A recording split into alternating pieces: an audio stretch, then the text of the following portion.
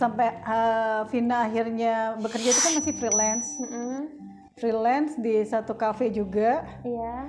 Terus Vina kalau freelance kan nggak dapat uang tiap malam tuh. Iya. Terus Vina memang terus freelance sampai dengan kita bertemu, atau Vinanya memang setelah freelance itu ada lagi?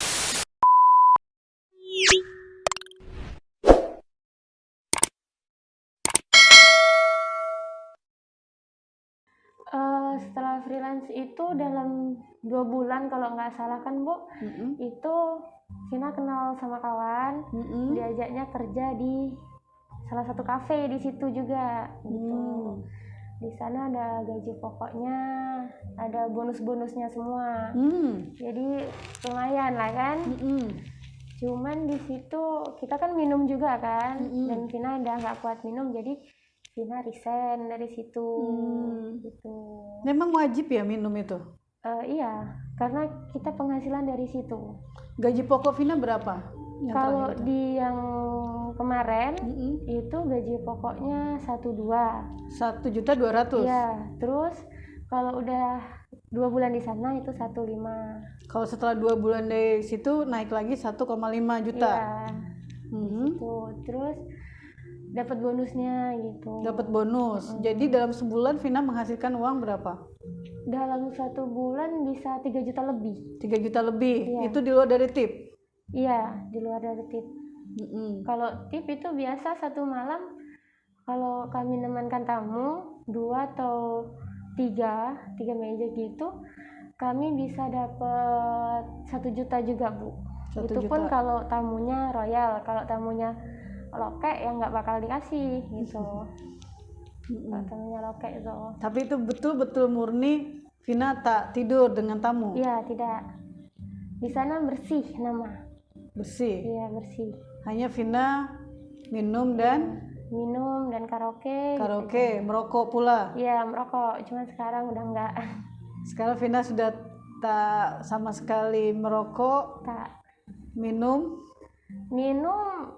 mungkin ada kadang keinginan minum, cuman sekarang udah dibilang, dalam hati bilang udahlah, orang udah ini jalan yang benar aja udah. Sudah hijrah Ya, begitu? Insya Allah hijrah. Insya Allah hijrah ya. Iya. Nah, selepas Vina itu ada tadi yang menerima gaji pokok, kan artinya Vina itu bukan freelance lagi di situ ya. Benar. Terus kemudian sampai Vina resign dari sana.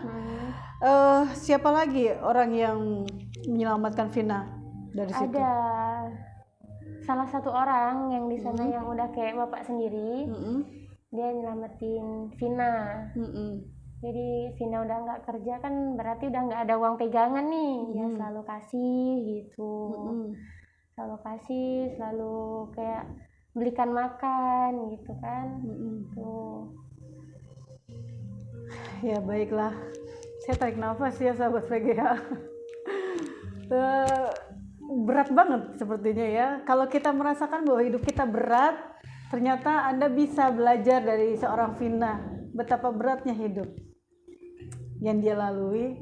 Namun ternyata dia mampu survive yang luar biasa ini ya. Jadi kalau kita merasakan kepedihan, terus kemudian kita lebih banyak mengeluh, tayangan ini bisa dijadikan contoh untuk memotivasi Anda, menginspirasi Anda semuanya bisa survive, bertahan. Namun tentu saja dengan jalan yang baik-baik ya sahabat VGH ya. Ya Vin, tadi ada yang Vina katakan ada seseorang yang juga membantu Vina. Untuk katakanlah membantu menyelamatkan Vina, artinya dia juga mengeluarkan biaya untuk mengeluarkan Vina. Iya, untuk menebus saya. Jadi pada saat itu dia mengeluarkan biaya berapa, Vin? Sekitar 5 juta. Iya. Untuk bisa mengeluarkan Vina dari sana. Iya, benar. Oh, ya, setelah Vina keluar dari sana, Vina betul-betul tak bekerja. Iya, tak apapun. Tak bekerja, tak apa, cuman tidur, makan. Pergi. Berapa lama itu, Vin? Itu selama 3 bulan. Selama 3 bulan. Iya, selama 3 bulan. 3 bulan. Jadi ketemu dengan ini yang sudah sangat baik begitu ya. Iya, benar. Apakah hampir sama Vin dengan istilah sugar daddy? Bisa dibilang ya. Bisa dibilang kan, sahabat PGH. Ini dia ada kosakata baru yang saya juga wow. Saya tuh wow. Mengapa wow? Karena di luar dari ekspektasi saya, di luar dari ilmu-ilmu yang saya pelajari, dan akhirnya saya ditentukan sama Allah, qadarullah nih, Allah menentukan saya mengenal lagi kosakata dan mengenal lagi kehidupan lain selain kehidupan yang baik-baik ini. Dan alhamdulillah tanpa harus saya melakukan itu, Allah pertemukan saya dengan seorang Vina yang luar biasa. Jadi luar biasanya di mana Anda juga sudah bisa menyimaknya ya perjalanannya tadi. Nah, Vin, kita kembali lagi, Vin. Sugar daddy. Tuh kayaknya kalau gula-gula itu tuh enak ya, Vin ya. Iya. Ya, jadi dia memberikan Vina fasilitas begitu? Iya, kayak kosan itu kalau untuk Vina yang kemarin nggak kerja 3 bulan, kosan dia yang nanggung. Makannya Vina juga. Makan Vina, uang jajan Vina, semua dia yang nanggung gitu. Kalau semua Vina mau belanja, kayak mau belanja baju, dia yang beliin gitu, Bu. Tapi Vina tak di apa-apa. Tidak. Tidak, Bu. Dia nak tubuh Vina juga ke? Tidak, Bu. Dia malah suka ngasih tahu jangan bertemu sama lelaki yang mau tubuhnya kita gitu. Oke, baik. Itu dia suka bilang gitu. Dia sayang sama Vina. Sayang lah, Bu. Bisa dibilang sayang, Bu. Soalnya dia itu tidak ada anak cewek, Bu. Anaknya cowok semua 5. Jadi bertemu sama Vina, dia sama istrinya langsung suka ya kayaknya. Langsung suka? Ya. Wah. Langsung suka. Biasa juga dapat dari istrinya gitu kan, buat uang jajan. Istrinya juga tahu tentang Vina. Tahu. Lalu apa lagi yang Vina bisa kisahkan tentang itu? Banyak ya. Dari orang yang baik itu banyak lah. Banyak ya. Jadi contoh kebaikannya itu yang seperti tadi Vina ceritakan, memfasilitasi Vina dari mulai kosan, makan, fashionnya, pakaiannya juga dipenuhi sama ada di sana ya. Jadi kalau dikatakan pada saat Vina menjalankan profesi seperti itu, apakah Vina tak merasa takut akan dosa, kemudian takut murka Allah? Kalau itu sih ada ya, Bu ya. Cuman karena gak ada lagi kerjaan buat kita, ya apa boleh buat gitu. Jadi yang paling penting adalah bagaimana perut terisi. Iya, bisa tinggal di tempat ternyaman, gak kehujanan, gak kepanasan gitu aja. Bagaimana akhirnya Vina bisa bertahan, survive hidup di sana dengan kondisi yang sedemikian itu? Apakah hanya mengandalkan satu tadi, sugar daddy tadi, atau ada lagi yang lain? Kalau yang lain ada sih ya, Bu ya. Banyak yang kayak kasih-kasih gitu kan. Bukan kasih ini makanan gitu. Jadi kasih apa tuh? Melainkan mengasih barang gitu kan, yang bisa kita jual lebih dari uang jajan kita sehari-hari gitu aja. Oh, jadi selama Vina tadi bekerja, Vina membelikan barang-barang gitu yang nantinya bisa dijual kembali begitu. Nah, itu yang bisa membuat Vina katakan bertahan hidup. Benar. Dengan jual barang-barang yang dari orang-orang itu. Dari orang-orang selama Vina bekerja. Iya. Yaitu yang membuat Vina mampu atau bertahan hidup di pulau yang dia tidak kenal sama sekali, ada siapa di sana, dia hanya sendirian karena kawan-kawannya juga sudah pergi pulang kabur begitu pada saat itu, jadi dia hanya sendiri survive. Dan itu tadi pengalaman dia bertemu dengan dari mulai kafe di Jakarta, akhirnya kafe juga yang ada di kepulauan tersebut sebagai pemandu lagu. Kemudian akhirnya beliau ini ketemu dengan sugar daddy yang memfasilitasi. Saya nggak tahu ya sahabat VGH ya sejauh mana tentang istilah sugar daddy itu, tapi yang pasti ini gula-gula manis. Ya, yang berjalan. Baik ya seperti itu. Dan saya juga tertarik lagi nih lebih dalam lagi, apakah Vina ini memiliki pengalaman-pengalaman yang luar biasa lainnya yang tidak pernah kita sangkakan sebelumnya ya, apalagi pengalaman-pengalaman hidup yang kalau dibilang dengan lingkungan seperti itu kan itu kalau saya bilang nih itu seperti ada di sarang apa ya, sarang singa apa sarang buaya semua ya Vin ya di sana ya. Kayaknya sarang inilah apa buaya. Buaya ya, buaya semua ya di sana. Buaya Ya. di sana. Banyak buaya ya, buayanya laki-laki apa perempuan tuh Vin? Campur kayaknya. Wah, campur sahabat VGH. Karena sama-sama itu. Sama-sama. Iya. Apa Vina punya pengalaman lagi bersama-sama dengan seseorang yang sama jenisnya? Iya benar. Wah. Aduh, saya kayaknya butuh oksigen.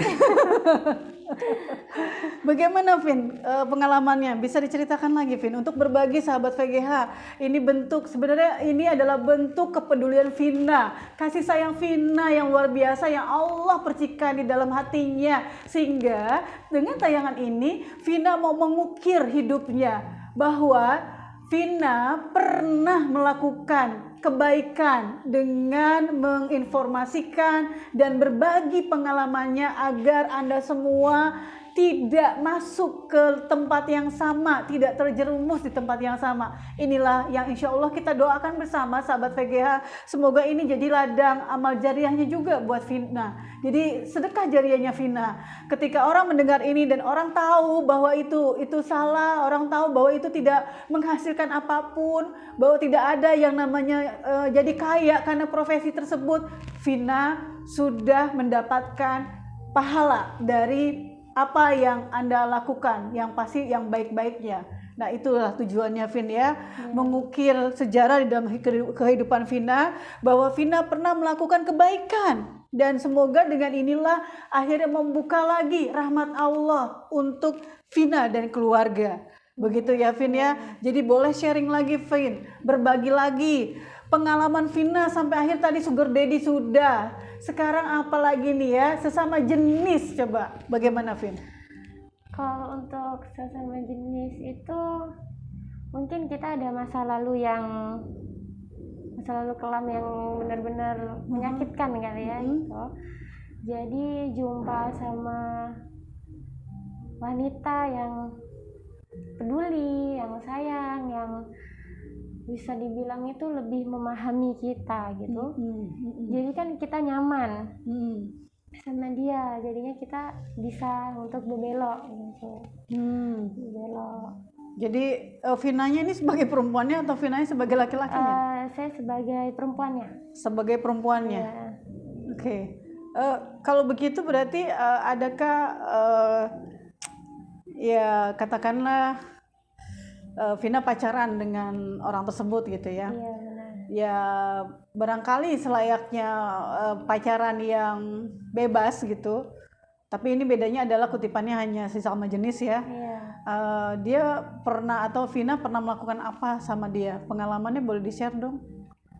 Untuk itu banyak ya. Banyak. Banyak lah. Apakah dia juga berperan sebagai suami? Iya. Kalau itu iya, dia setiap bisa dibilang dia lebih dari seorang laki gitu. Dia suka setiap bulan, dia kan kerja tuh Bu, setiap bulan dia bisa kayak kasih kita itu lebih dari yang dia mampu gitu, yang dia bisa gitu. Jadi selama Vina sama dia, Vina nggak pernah kekurangan. Nggak pernah kekurangan. Nggak pernah kekurangan.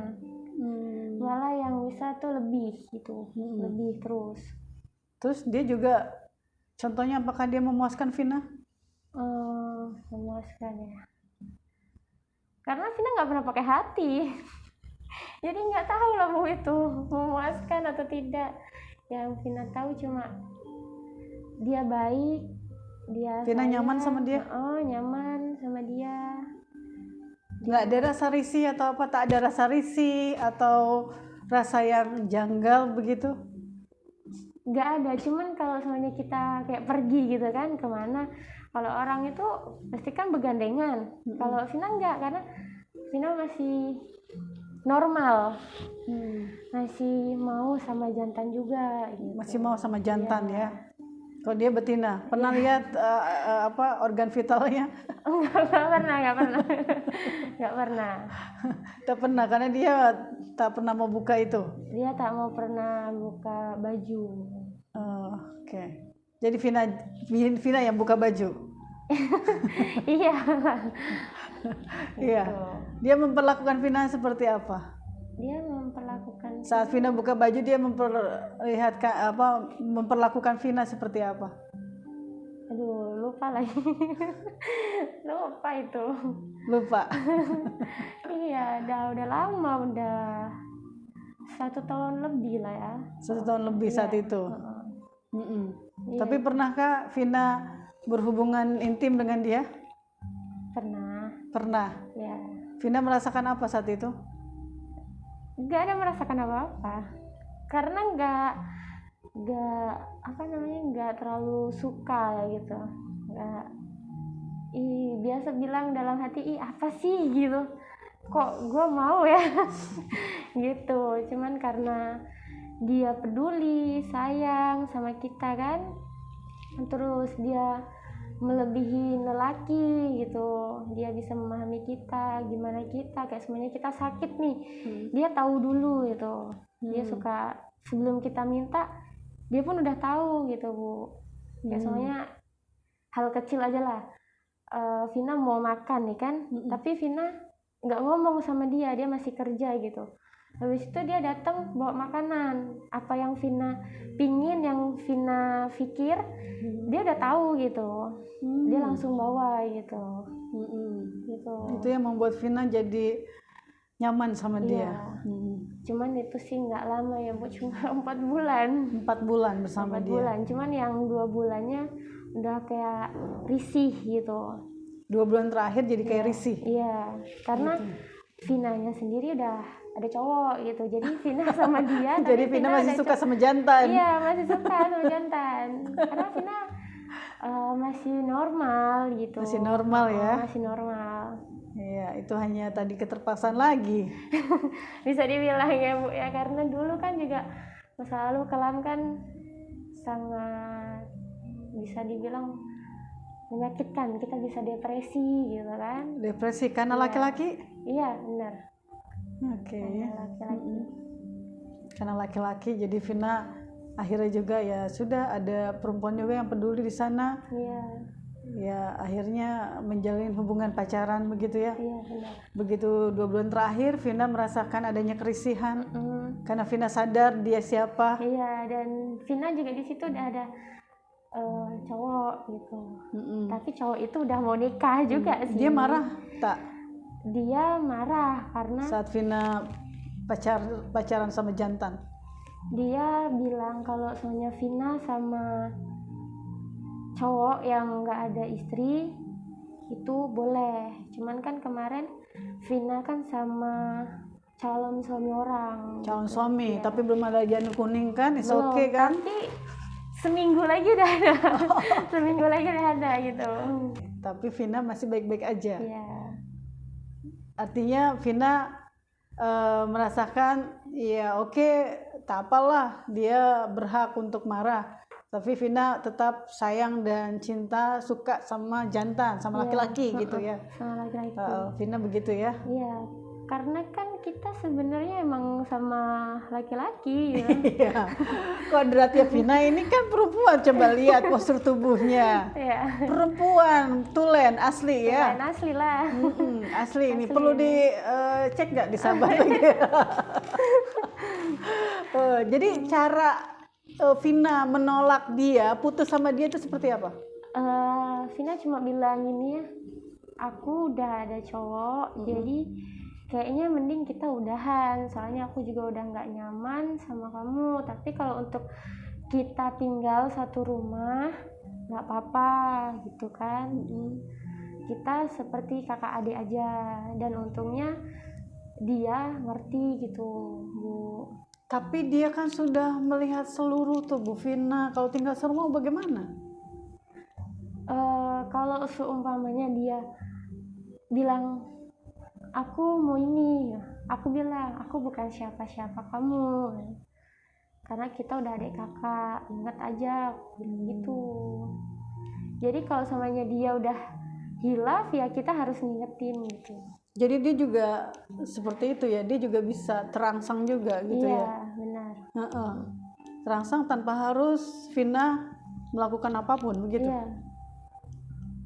Cuman karena di situ kita udah adik kakak kali ya Bu ya, jadi dia udah nggak ada lagi gitu, udahlah bodo amat, mau dia telanjang, mau dia apa gitu.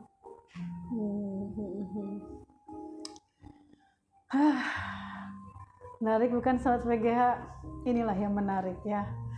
Jadi perjalanan Vina ini mulai dari tadi di kafe sebagai pemandu lagu, kemudian akhirnya dari Jakarta juga masih ada di lingkungan prostitusi, sampai ke suatu pulau sebagai pemandu lagu lagi, kemudian bertemu dengan sugar daddy, dan akhirnya juga punya pengalaman dengan yang disebutkan LGBT tadi ya, sesama jenis.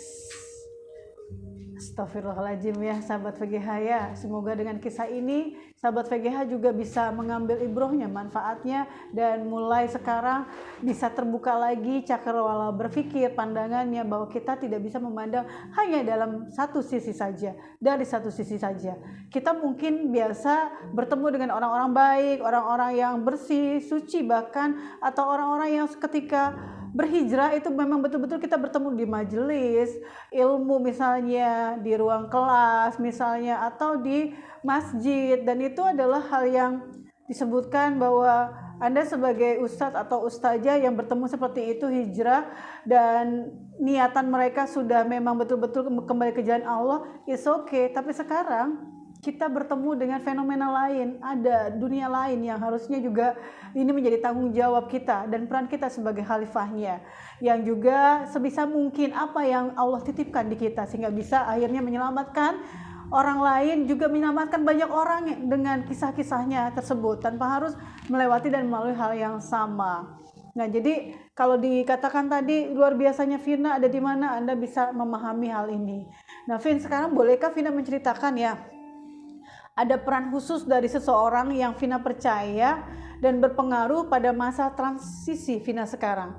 Ada Vina sampai halnya kembali ke kampung Vina saat ini, terus kemudian Vina didorong oleh seseorang gitu ya, padahal pengalaman Vina tuh yang luar biasa, yang mungkin saja kalau orang dengar ini, mungkin saja kalau orang juga ditanyakan, barangkali mereka sulit menerima Vina ya. Tapi Vina percaya sama seseorang yang juga berpengaruh pada masa-masa transisi Vina sekarang ini, yang hijrahnya Vina saat ini. Vina hijrah kan ya saat ini ya. Jadi proses Vina yang tadi telah dilalui dengan luar biasanya tadi ya sahabat VGH ya. Yang kalau nanti Anda mau sharing lagi silahkan sharing, boleh. Tapi sekarang kita mau tahu lagi Vina percaya dengan seseorang yang berpengaruh, dan saat ini juga yang dapat membuat Vina yakin dan percaya untuk bisa hijrah. Vina bisa menceritakan peran orang tersebut bagi Vina? Oke. Peran orang tersebut adalah orang yang paling penting ya, bisa dibilang orang paling penting gitu. Orang yang selalu Vina ingat. Karena 16 tahun itu kan lama, si kecil ya. Itu masih dibilang masih budak-budak. Orang itu udah ada sama Vina, nyokol Vina dari kecil sampai Vina besar. Orang itu masih ada di sini. Orang itu selalu sayang, selalu dukung Vina apapun keadaannya. Dia melebihi ibu Vina malah. Ya. Kan? Dia melebihi ibu Vina sampai bisa dibilang di sini adalah ibu kedua Vina. Dia nggak pernah ngeluh, Vina mau apa mau itu nggak pernah ngeluh, malah bisa dibilang diturutin semua kemauan Vina gitu kan. Sampai detik ini Vina balik lagi ke sini, perjuangan dia dari siang sampai malam nungguin Vina pulang, dijemput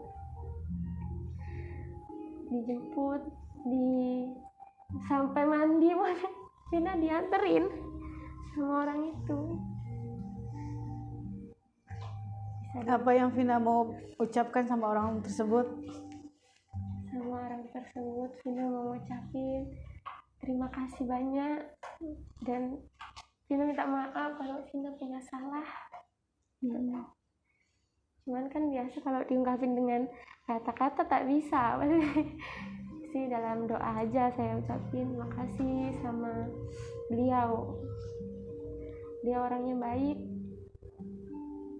dia nggak pernah ngusik orang, beliau selalu disanjung, beliau baik gitu.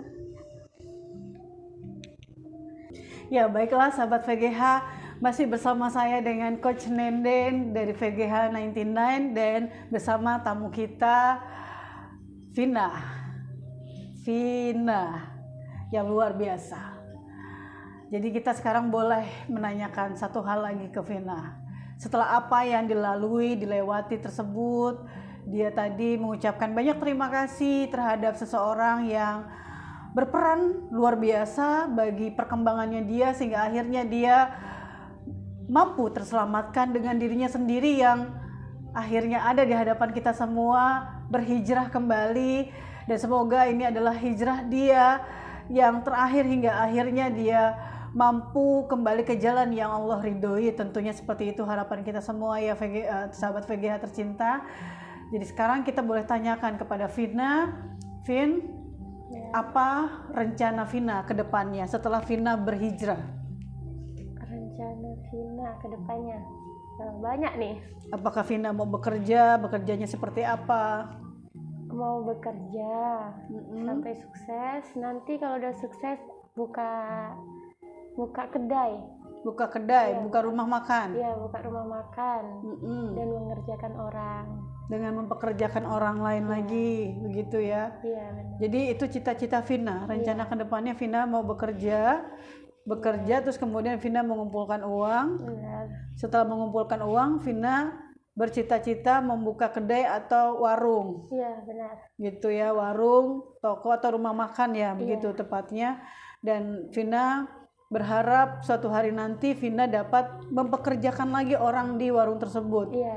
Yang pasti pekerjaannya yang halal yaitu ya, yang benar ya. Iya. Ya semoga Allah Subhanahu Wa Taala juga mengijabah cita-cita, harapan dan doa Vina yang saat ini sudah berniat berhijrah kembali ke jalan yang Allah ridhoi, melepaskan semuanya yang tadi sudah pernah dia lewati, dijalani dengan berbagai kondisi yang terburuk sekalipun, begitu ya.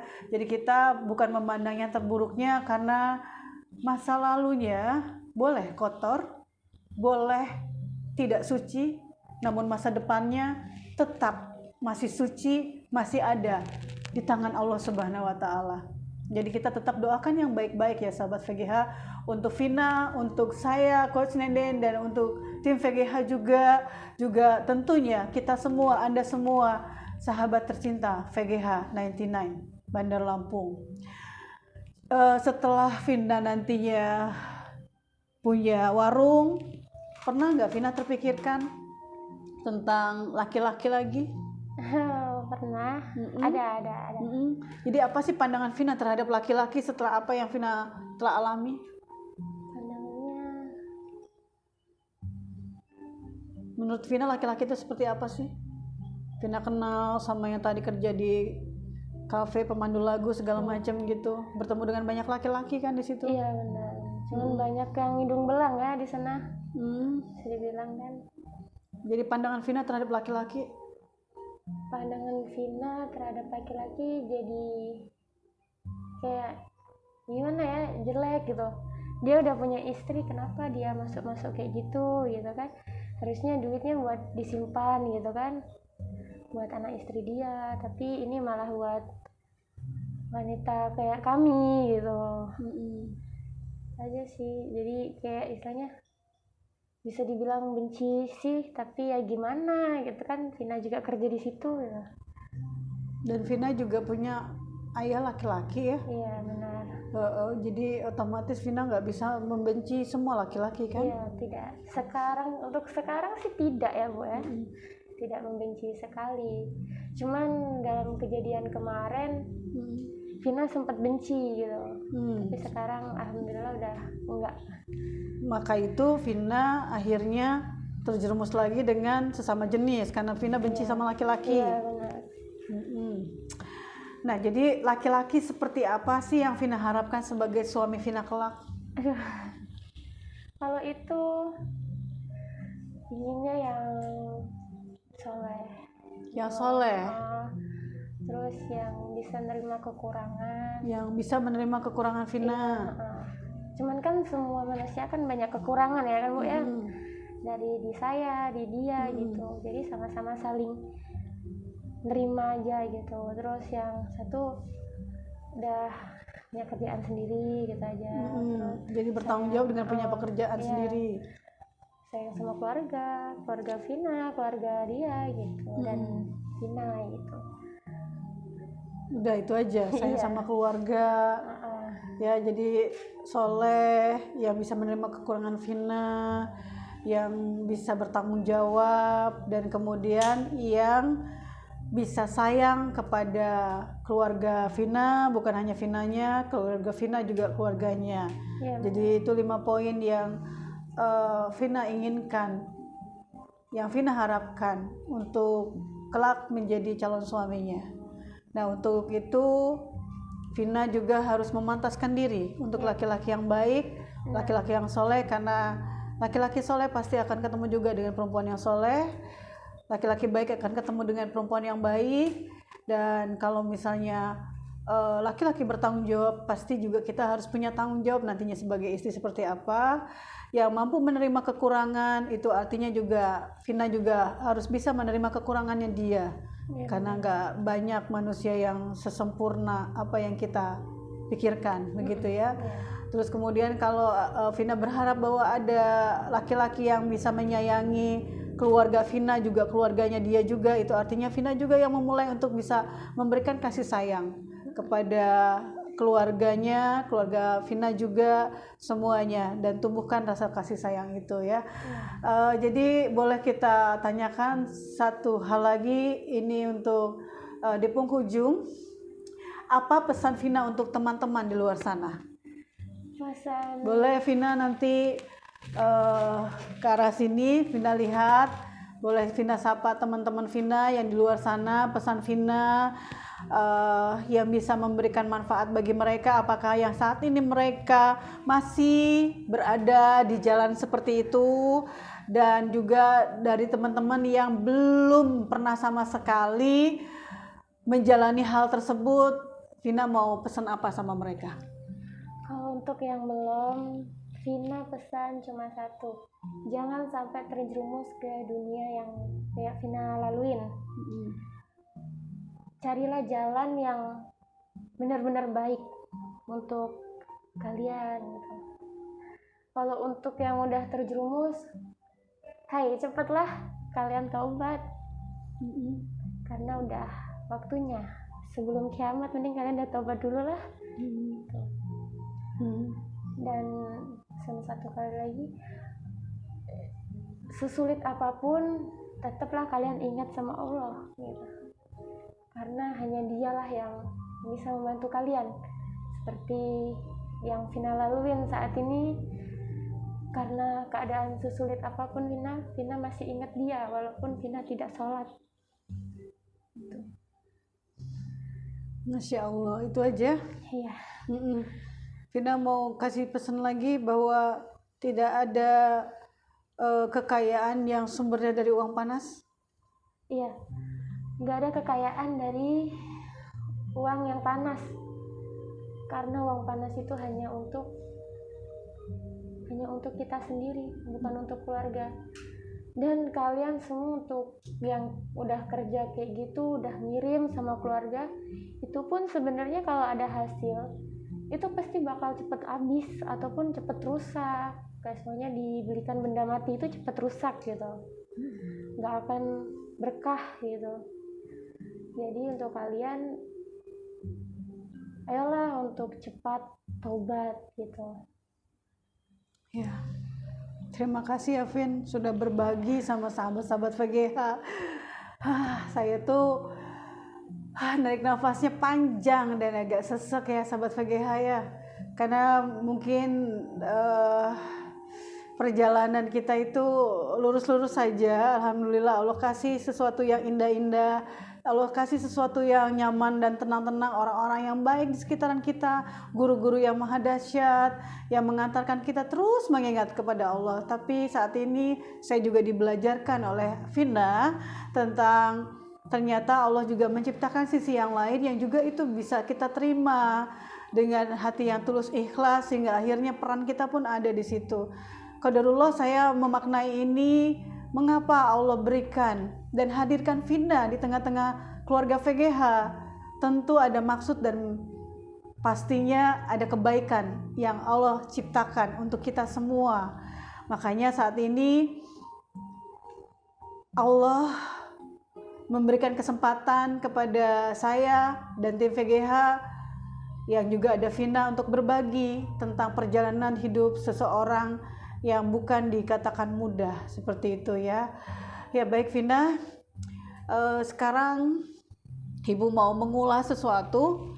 Jadi Vina boleh nanti juga mendengarkan untuk sahabat-sahabat VGH yang lainnya juga ya, yang saat ini juga sedang menonton dan mungkin teman-teman yang lainnya yang membutuhkan tentang analisa dan kemudian apa sih yang menyebabkan ini terjadi begitu ya, selain dengan ketetapan atau selain dengan izinnya gitu, atas izinnya ini terjadi ya. Nah sahabat VGH tercinta, setelah tadi kita langsung mengetahui, Anda tadi melihat, mendengar dan ikut merasakan bahkan apa yang diungkapkan, diceritakan, dikisahkan oleh seorang Vina yang hanya usia 20 tahun sejak 17 tahun sampai akhirnya sekarang 20 tahun dan berhijrah kembali kepada jalan yang memang betul-betul terang benderang, dan tentunya atas izin Allah lah itu semuanya terjadi. Nah dari itu semua saya tidak tahu bagaimana luar biasanya Allah membuat skenario yang sedemikian rupa, namun dari perjalanan kisah hidupnya itu saya menemukan kondisi ini terjadi ada faktor internal dan faktor eksternal di sini ya. Jadi setelah saya amati, saya garis bawahi ternyata apa yang menyebabkan seseorang itu terjerumus bahkan terjadi dengan sahabat-sahabat kita yang lainnya. Nah faktor internal yang pertama ini adalah rasa frustrasi. Frustrasi kenapa? Frustrasi dengan ekonomi misalnya, frustrasi bahkan ketika dia tidak tahu menahu tentang pacaran, akhirnya dia pacaran, mungkin saja dia ditinggalkan pada saat itu, atau bahkan mungkin dia sudah melakukan free sex kepada pacarnya dan akhirnya ditinggalkan sehingga membuat dia frustrasi. Dan ini mungkin saja banyak terjadi di luaran sana hal yang demikian, hingga akhirnya dia memutuskan untuk terjerumus ke lembah seperti itu. Jadi yang pertama, faktor internal yang pertama adalah frustrasi. Lalu yang kedua, orientasi materialisme. Jadi banyak faktor juga ini yang menentukan seseorang ini mau dan sukarela ke dunia seperti itu, terjerumus itu adalah orientasi materialisme. Jadi orientasi kepada uang. Dia punya kebutuhan, punya ekonomi yang lemah sehingga akhirnya dia membutuhkan banyak uang. Nah yang ketiga, latar belakang pendidikan yang rendah. Jadi kita lihat, kalau ada orang yang punya latar belakang pendidikan yang tinggi tapi tetap masih seperti itu, kita pertanyakan bagaimana pendidikan ini mampu memanusiakan dia sebagai manusia.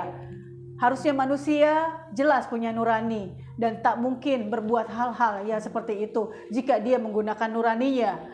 Nah kemudian yang keempat, kurang pemahaman religi dan spiritual.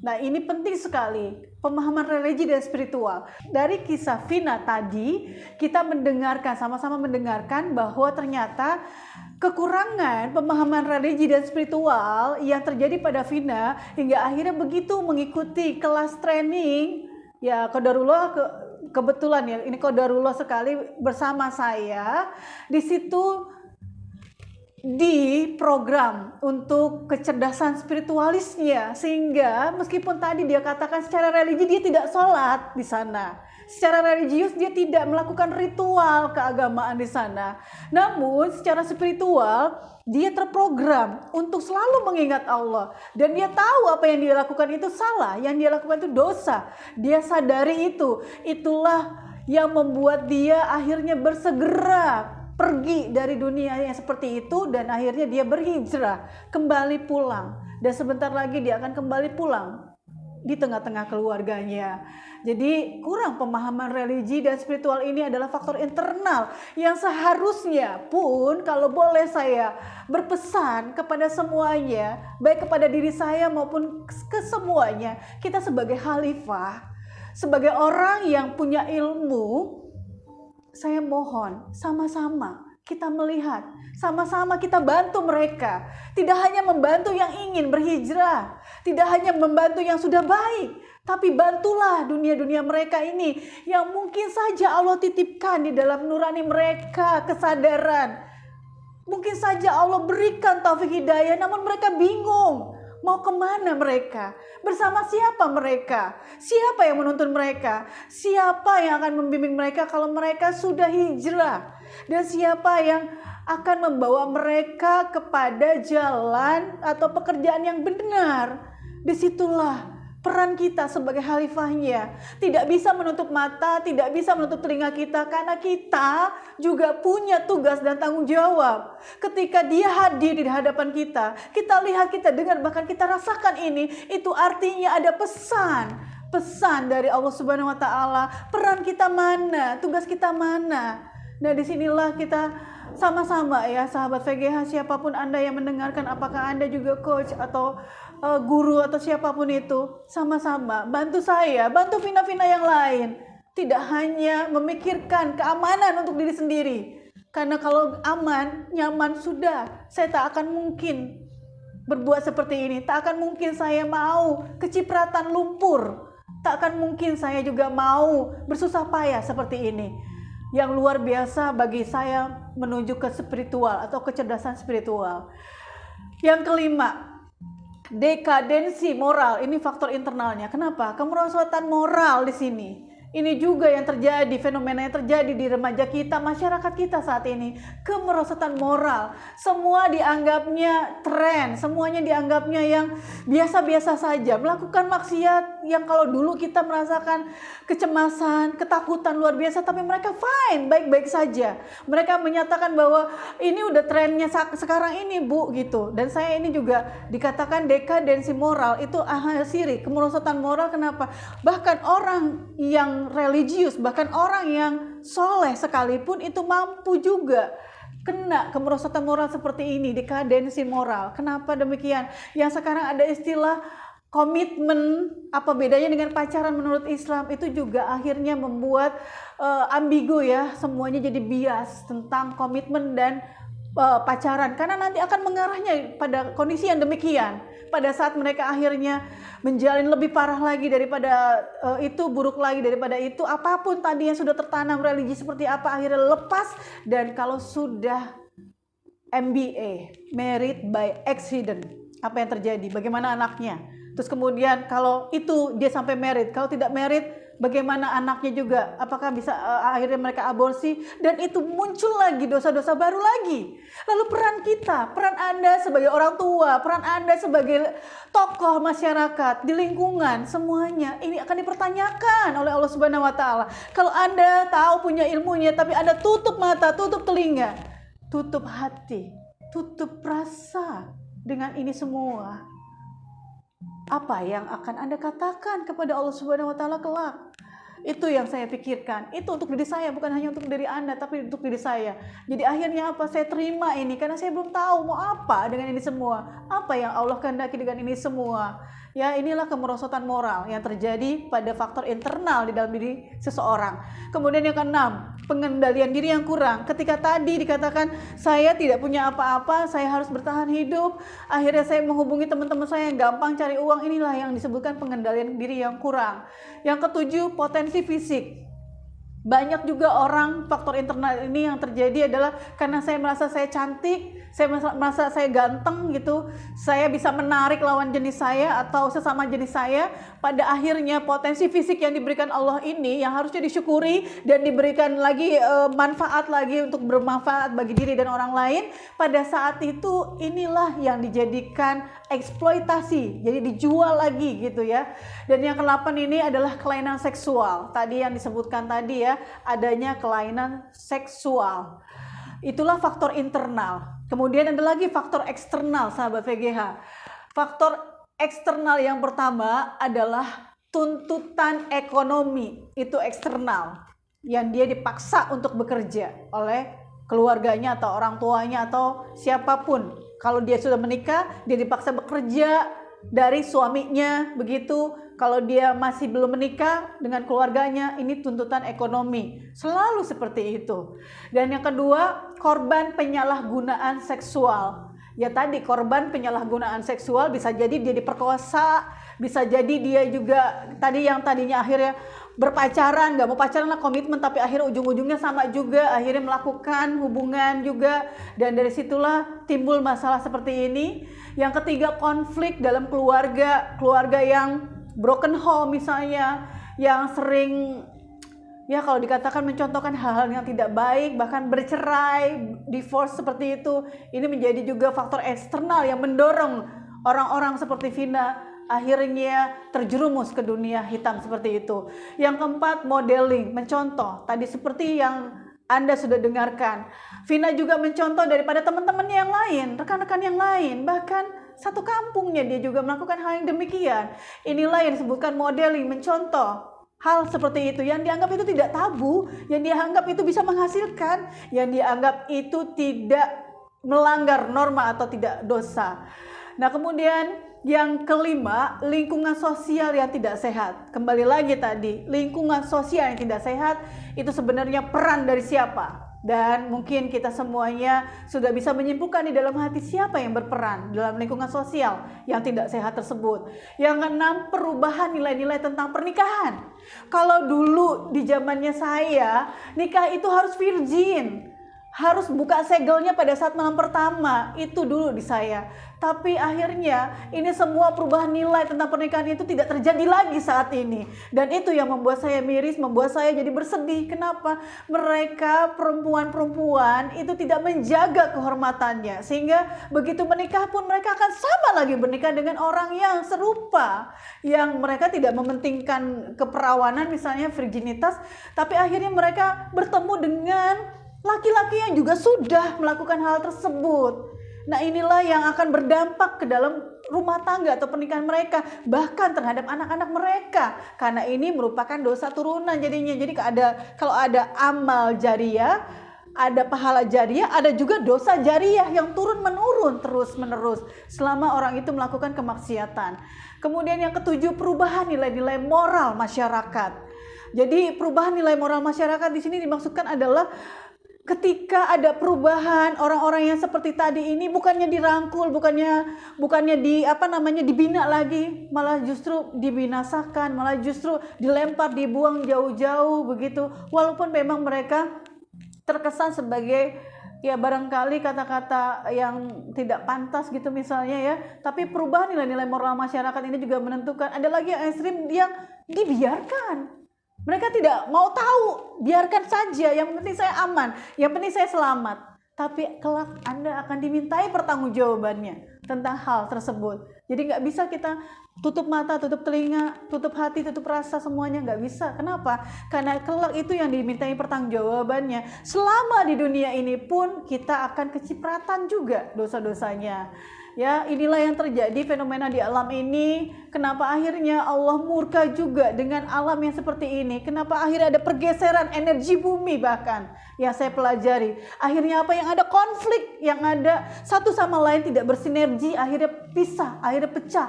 Padahal tadinya sama-sama satu tujuan. Begitu ya, jadi itu perubahan nilai dalam normal masyarakat.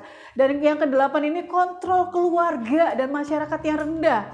Alhamdulillah saya masih dengan basic ilmu pendidikan, dan saya juga masih dalam konteks pendidikan anak usia dini. Jadi kontrol keluarga dan masyarakat yang rendah inilah yang harusnya siapapun Anda yang mendengarkan ini, Anda yang kompeten di bidang ini, sama-sama ayo kita berperan di situ. Bukan hanya di Strongway yang hanya mementingkan diri kita, kepentingan kita, keuntungan kita semata, tapi lihat di mana nanti kelak inilah yang akan dipertanyakan, yang akan mungkin juga bisa menyelamatkan kita semuanya. Ya, yang ke-9, akulturasi yang didominasi kebudayaan barat. Jadi kalau dikatakan kebudayaan barat ini sama dengan ketika adanya perubahan nilai-nilai tentang pernikahan tadi, nilai-nilai yang ada di dalam moral masyarakat. Jadi didominasi oleh kebudayaan barat yang katakanlah dari cara berpakaian, kemudian berbicara, bahkan pergaulan, semuanya didominasi kebudayaan barat. Nah, itu adalah faktor eksternal yang menyebabkan Vina-Vina yang lain ini terjerumus di dunia atau lembah yang seperti itu. Nah, sekarang sahabat VGH, dampaknya nih ya, yang paling negatif bagi kesehatan mental. Apa sih dampaknya? Kesehatan mental. Jadi kalau tadi Anda simak semuanya, sebenarnya muncullah tadi kalau ada rasa malu di situ. Yang pertama adalah hilangnya harga diri. Bahkan hilangnya penghargaan terhadap dirinya sendiri. Mengapa demikian? Karena dia merasakan bahwa yang tahu dosa, yang tahu itu salah, yang tahu itu buruk, yang tahu itu kotor, dirinya sendiri. Maka dia hilanglah penghargaan terhadap dirinya sendiri. Itu dampak yang buruk bagi kesehatan mentalnya. Yang kedua, dihantui perasaan bersalah. Apakah itu bersalah pada saat melakukan bermaksiat atau pada saat dia setelah selesai itu, bagaimana dengan dosa-dosaku dan lain sebagainya. Jadi terus dihantui rasa bersalah, belum berdamai dengan keadaan itu, belum berdamai dengan dirinya. Kenapa aku mau melakukan itu? Yang ketiga, munculnya penyakit seksual. Ini dampak bagi kesehatan mental. Jadi ketika ada penyakit seksual itu juga berdampak kepada kesehatan mentalnya. Bahkan mungkin dia mengutuk dirinya sendiri. Dan yang paling ekstrim adalah dia akhirnya terus-menerus melakukan itu dan menularkan lagi kepada yang lainnya.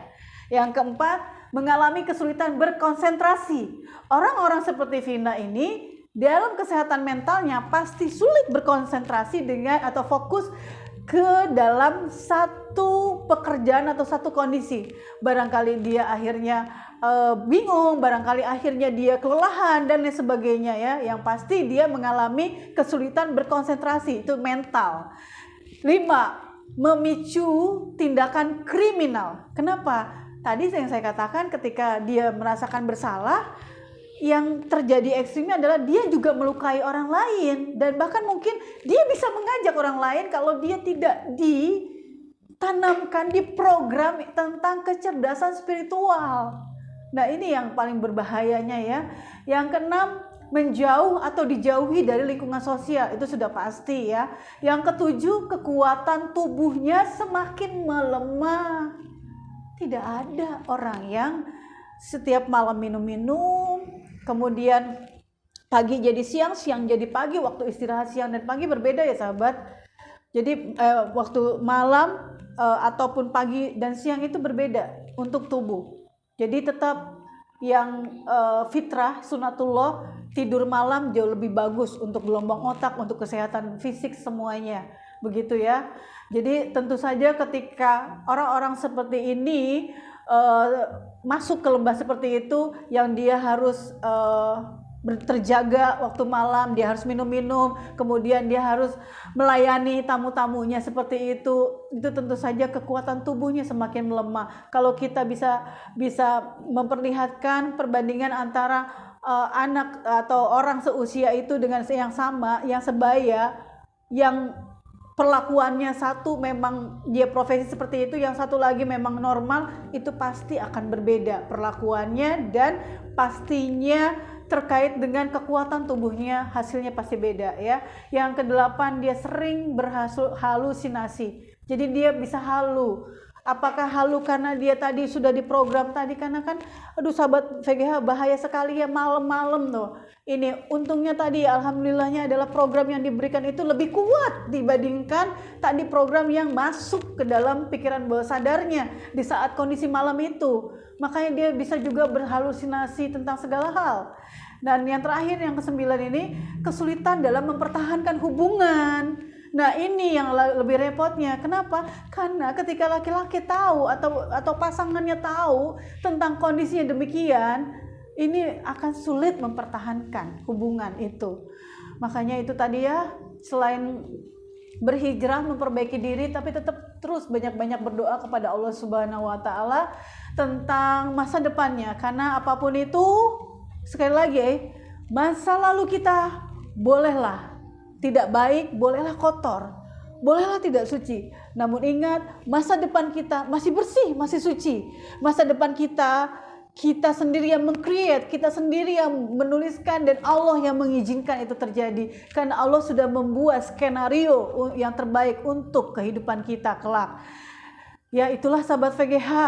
Jadi apa-apa yang dibicarakan ini semoga Anda semua mendapatkan manfaatnya, mendapatkan pembelajaran yang berharga untuk diri, untuk lingkungan, untuk sama-sama kita berjalan di rel yang sama, dengan satu tujuan yang sama, kembali kepadanya, kembali ke jalannya dalam kondisi yang fitrah, yang bersih, yang suci, dan dalam kondisi yang sebaik-baiknya iman di dalam hati kita.